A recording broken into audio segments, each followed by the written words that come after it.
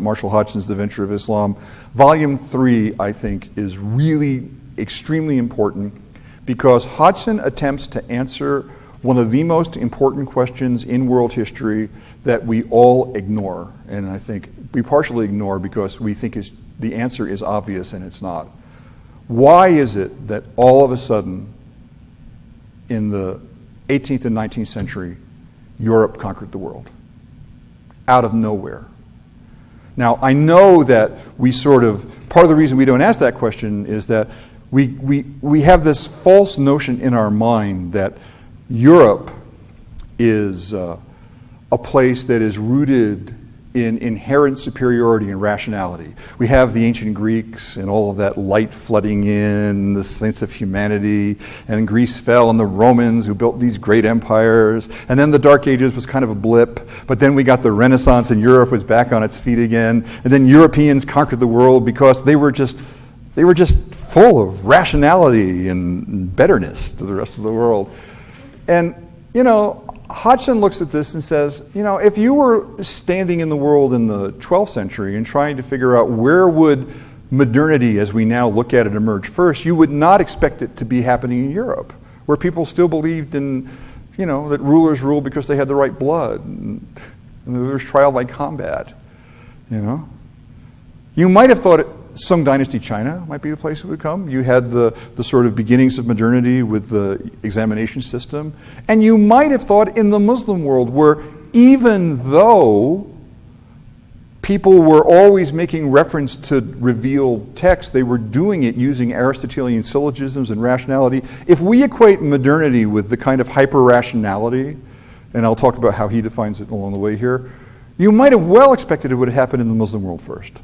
So the question, why did it happen in Europe first, is a really important question that he doesn't provide the answer to, but he says very strongly, it didn't happen because of anything special or essential in the European character. He's really brutal on this. He talks about, all these people who think that there's an essential Chinese character or an essential Muslim character. Every civilization has its mystics and its rationalists and its scientists.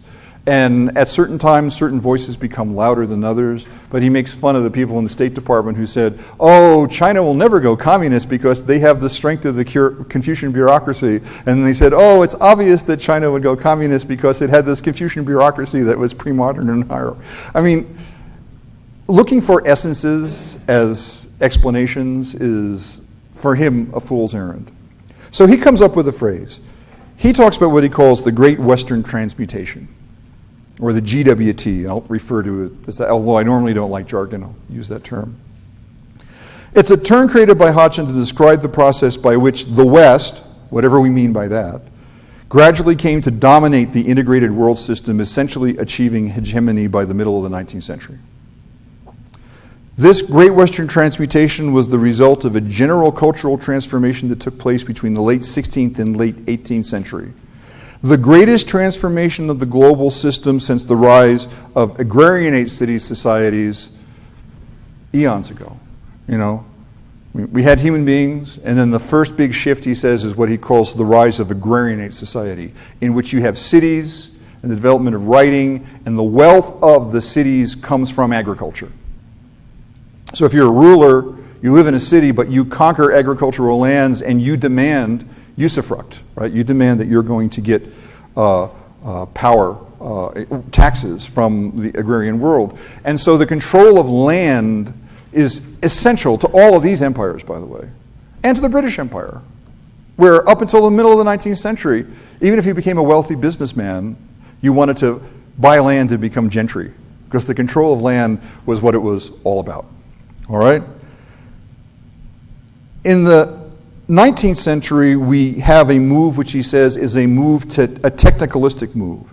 A technicalistic society in which specialized technical considerations tend to take precedence over all others. Now, think about what modernity, about the aspects of what modernity are all about.